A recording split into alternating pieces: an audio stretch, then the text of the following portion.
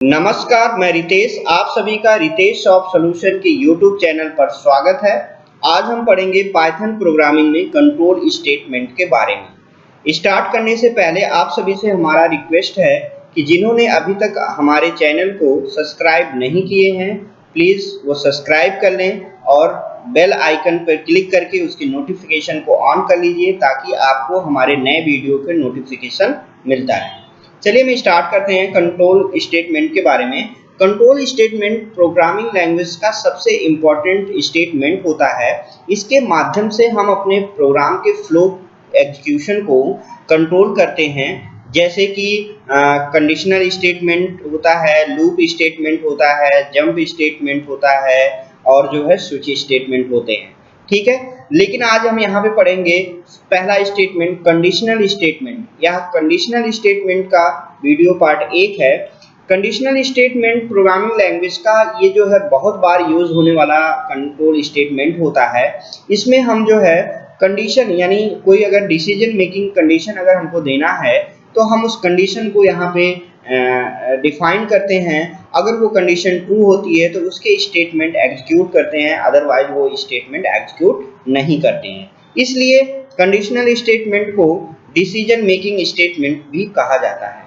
अब conditional statement में भी कई इसके पार्ट्स हैं, जैसे if statement, if else statement, elif statement, nested if and if else statement और एलिफ लैडर स्टेटमेंट, जिसमें आज हम पढ़ेंगे इफ स्टेटमेंट। तो यहाँ पे इफ स्टेटमेंट आपको बता दें कि एक जो है बहुत ही कॉमन और कंडीशनल स्टेटमेंट है जो कि हमारे प्रोग्रामिंग लैंग्वेज में यूज होता है। इसमें एक कंडीशन हम डिफाइन करते हैं। अगर वो कंडीशन ट्रू होती है तो उसका जो है नीचे का जो स्टेटमेंट होता है वो स्टेटमेंट एग्जीक्यूट होता है। अगर कंडीशन ट्रू नहीं होती है तो जो है उसके कंडीशन के बाहर के जो स्टेटमेंट होते हैं वो एग्जीक्यूट होता है। इसका सिंटैक्स जैसे यहाँ पे लिखा गया है कि इफ, फिर उसके बाद यहाँ पे उसके कंडीशन को हम डिफाइन करेंगे और फिर यहाँ पे कॉलन लगाएंगे, फिर उसके नीचे उसका जो है इफ स्टेटमेंट का हम कोड लिखेंगे, जिस कोड को हमको या जो लॉजिक हमको लिखनी है वो लॉजिक हम यहाँ पे लिखेंगे। इसके फ्लो डायग्राम को भी हम समझ लेते हैं कि जैसे फ्लो डायग्राम का जो है कुछ ये शेप्स हमने इसके पहले वीडियो में बता रखे हैं कि हर जो है शेप्स का अलग अलग मीनिंग होती है। तो कंडीशन को इस डायमंड बॉक्स में हम देते हैं। तो यहाँ पे अगर ये कंडीशन दी जा रही है, अगर ये कंडीशन ट्रू होगी तो हमारा फ्लो इधर आएगा, यानी इफ स्टेटमेंट के ब्लॉक को एग्जीक्यूट करेगा। अगर कंडीशन फॉल्स होती है तो हमारा इंटरप्रेटर इधर आएगा, यानी दूसरे तरफ, यानी कोड से बाहर आएगा, इफ के ब्लॉक के बाहर आएगा और उसके बाकी के कोड को एग्जीक्यूट करेगा।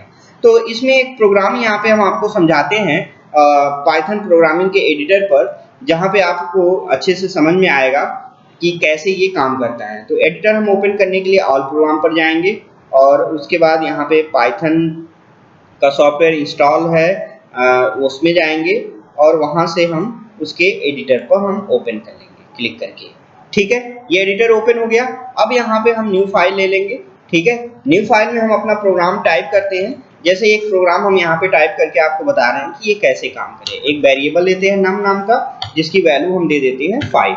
ठीक है, और फिर उसके बाद यहाँ पे हम एक कंडीशन देते हैं, अगर ये जो है नम नाम का वैल्यू वेरिएबल है ये छोटा रहे 10 से, ठीक है, तो यहाँ पे सॉरी, यहाँ पे जब हमने सिंटैक्स बताया था यहाँ पे कॉलन लगता है।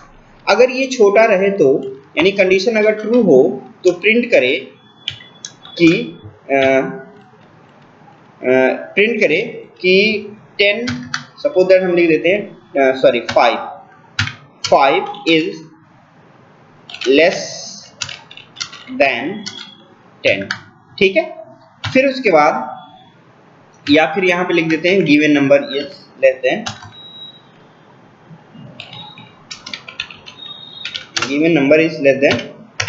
फिर यहाँ पे अगर इसके बाहर का भी स्टेट यानी इस इफ ब्लॉक के बाहर का कोई स्टेटमेंट लिखना है तो हम इसके बाहर एक बैक स्पेस प्रेस करेंगे और बाहर हम यहाँ लिखेंगे। इसके अगर सीध में लिखेंगे तो इसका मतलब ये होगा कि ये जो स्टेटमेंट जितने भी लिखे जा रहे हैं वो इफ कंडीशन के अंदर है। यहाँ पे हम लिख देते हैं प्रिंट रहेगा, प्रिंट एफ सी में चलता है। ठीक है, यहाँ पे लिख देते हैं this is my first condition. ठीक है, अब इसको हम सेव कर लेते हैं, कंट्रोल एस, या फिर फाइल में जाके आप इसको सेव कर देते हैं। इसको हम लिख देते हैं टेस्ट। ठीक है, और यहाँ पे हम इसको सेव कर दिए। अब इसको रन कराने के लिए रन पे जाएंगे या F5 प्रेस करेंगे। यहाँ पे देखिए कंडीशन, यहाँ पे इसका आउटपुट आया, यानी 5 है नम की वैल्यू। नम नाम का एक वेरिएबल है 5, यानी नम की वैल्यू जो है 5 इज लेस देन 10। ठीक है, 5 इज लेस देन यानी 5 छोटा है 10 से, यानी कंडीशन ट्रू हो रही है। तो ये स्टेटमेंट एग्जीक्यूट किया और ये भी स्टेटमेंट एग्जीक्यूट किया। अगर ये कंडीशन ट्रू नहीं होती या फॉल्स होती तो ये स्टेटमेंट एग्जीक्यूट नहीं करता। अब इस कंडीशन को सपोज दैट हम फॉल्स कर देते हैं, यहाँ पे 50 लिख दिए। अब ये 50 10 से छोटा तो नहीं है, कंडीशन फॉल्स हो जा रही है, तो अब सिर्फ यही स्टेटमेंट एग्जीक्यूट करेगा। ठीक है, अब इसको हम रन करा के देखते हैं कैसे। यहाँ पे जाएंगे और यहाँ पे हम रन कराते हैं। सॉरी, सेव करने के लिए कह रहा है। ठीक है, सेव हो गया। अभी यहाँ पे देखिए, यानी ये कंडीशन, सिर्फ ये स्टेटमेंट एग्जीक्यूट नहीं हुआ। क्यों? क्योंकि ये कंडीशन फॉल्स हो, सिर्फ और सिर्फ यही स्टेटमेंट एग्जीक्यूट हुआ। अब अगर यहाँ पे हम इसको जो है, इसको भी जो हम उस इफ स्टेटमेंट के अंदर ही डाल देते हैं, एक टैब प्रेस करेंगे तो ये इसके बराबर आ जाएगा और ये अभी इसके अंदर हो गया। और इसके बाहर हम लिख देते हैं प्रिंट, और यहाँ पे कुछ और लिख देते हैं रितेश सॉफ्ट सॉल्यूशन।